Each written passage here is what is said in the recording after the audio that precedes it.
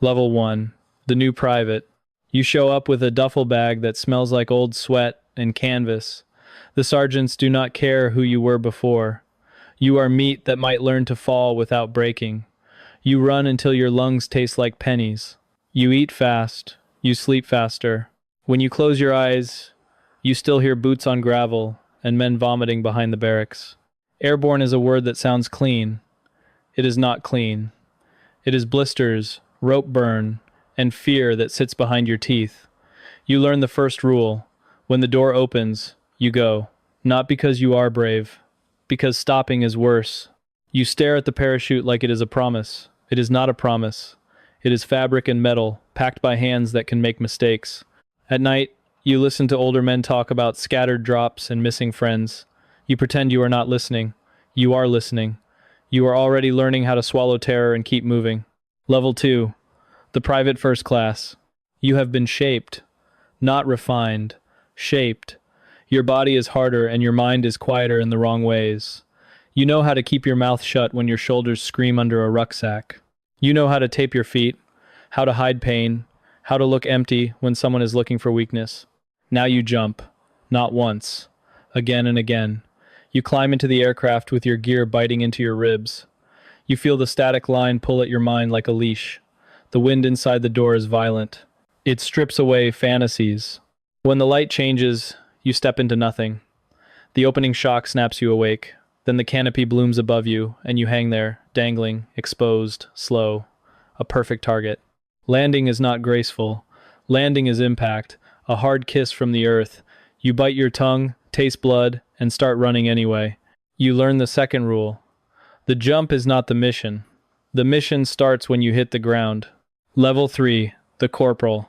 They put a stripe on you and suddenly you are responsible for other bodies. You are still young. You still feel fear. You just have fewer places to hide it. You lead a small piece of the machine. A squad that can break if you break first. Your men watch your hands. If your hands shake, their hands shake. So you become careful with everything you do. You check weapons twice. You check buckles, reserve chutes, straps that can snag. You learn names and you learn who lies about being fine. In the dark before a combat drop, you hear the engines and the prayers. You count heads like they are coins you cannot afford to lose. When the aircraft shudders under flak, you do not look up. You look at faces. You tell them it will be all right even when you know it might not be. On the ground, scattered and half lost, you gather whoever you can. Corporal becomes a verb. To hold, to move, to keep men from turning into panic. In Airborne, panic kills faster than bullets. Level 4. The Sergeant. Now you carry the weight of decisions that happen in seconds. Your voice becomes a weapon. Sharp, simple, loud enough to cut through gunfire. You run a section, a knot of men who depend on you to make sense out of chaos. You know how parachute units are built to fight in pieces. A drop can scatter you across fields and hedgerows. A platoon can land as fragments. The enemy gets a vote. Wind gets a vote. Tracers get a vote. Your job is to turn fragments into something that can bite back. You find a rally point and you start pulling the night toward you.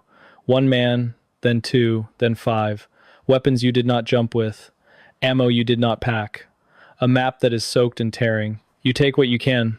You also learn a cruel truth. You can do everything right and still watch a man die because a parachute hung in a tree, or because he landed in water, or because he broke his neck on a stone wall. You stop thinking in heroic stories. You think in procedures.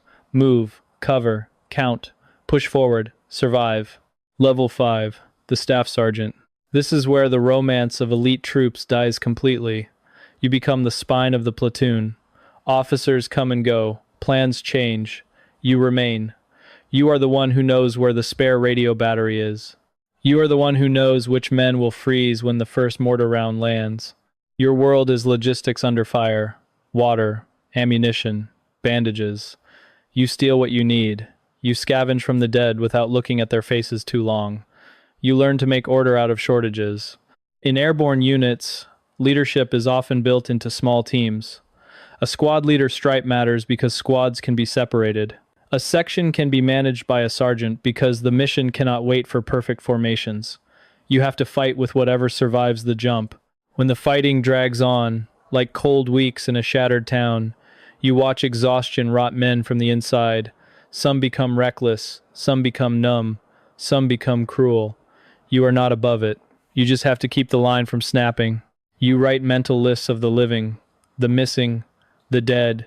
You do not say the last list out loud. Level 6. The second lieutenant.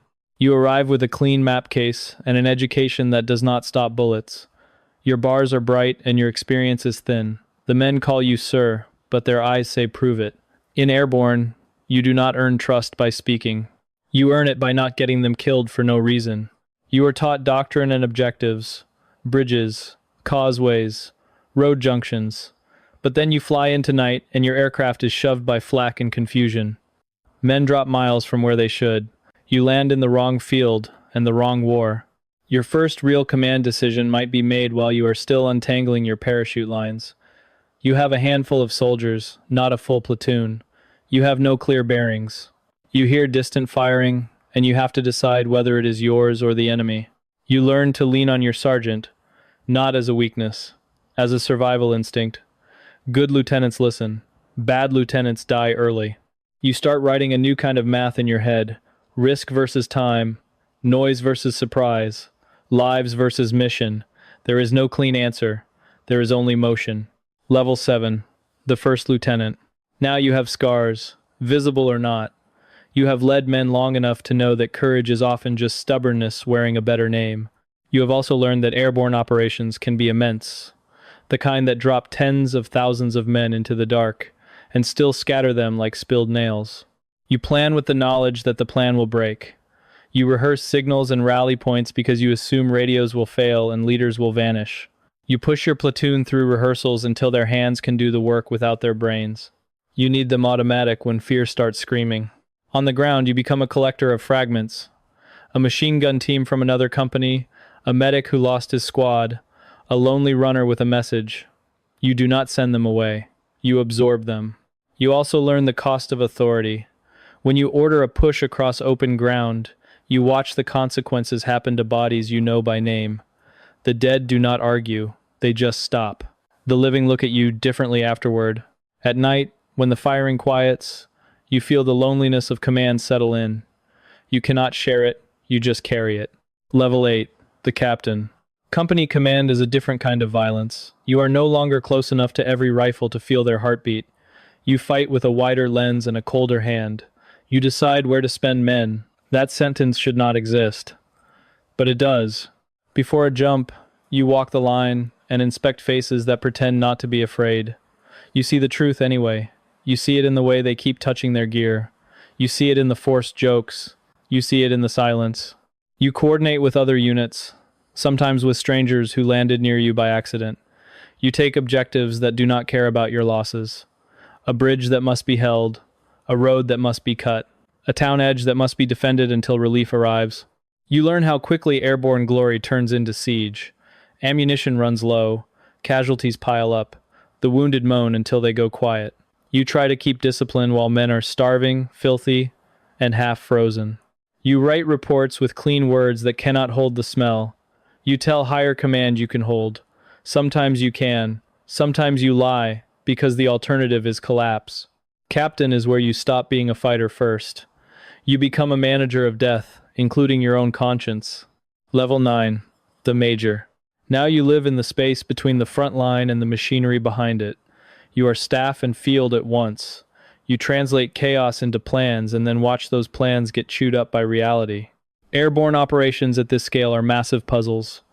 Aircraft schedules, drop zones, landing zones, gliders and paratroops, signals, resupply. The map looks neat, the air does not. Wind shifts, clouds hide landmarks. Anti-aircraft fire tears formations apart. When men land scattered, the operation becomes a test of improvisation as much as courage. You coordinate battalion movements with incomplete information. Reports arrive late, wrong, or not at all. A unit that should be on the bridge is missing. A road that should be open is blocked by armor. You make decisions with dirty data, and you accept that every decision will hurt someone. You also start to see the war as a machine that eats entire months. You see replacements arrive with smooth faces and trembling hands. You sign papers that send them into the dark. At night, you stare at casualty lists and you feel nothing for a moment. Then you feel everything. Major is where numbness becomes a strategy. If you let the grief in all at once, you will stop functioning. The war does not allow you that mercy. Level 10, the Lieutenant Colonel. At this level, you are responsible for a battalion, a living organism of exhausted men, broken equipment, and stubborn pride. You are the one who must decide whether an objective is still worth the blood it costs today, not in theory, today. You brief officers in cramped rooms lit by a single lamp. You point to lines on maps and you know those lines will become graves. You talk about bridges and crossroads, but what you really manage is time. How long you can hold until armor arrives. How long until ammunition runs out. How long until the enemy realizes where you are weakest. You are also haunted by scale. In major airborne operations, thousands drop in waves, and the success or failure can hinge on weather, timing, and whether enough small groups can rally and push forward. You cannot personally fix a scattered drop. You can only build a culture that expects chaos and still moves. Leadership becomes isolation. You cannot lean on anyone the way a lieutenant leans on a sergeant. Everyone looks up. No one wants to hear that you are unsure. So you become careful with your doubts and generous with your certainty. When the battle ends, you stand in the quiet and realize how many men did not stand up with you. You do not get to forget. Rank does not protect you from memory. It sharpens it.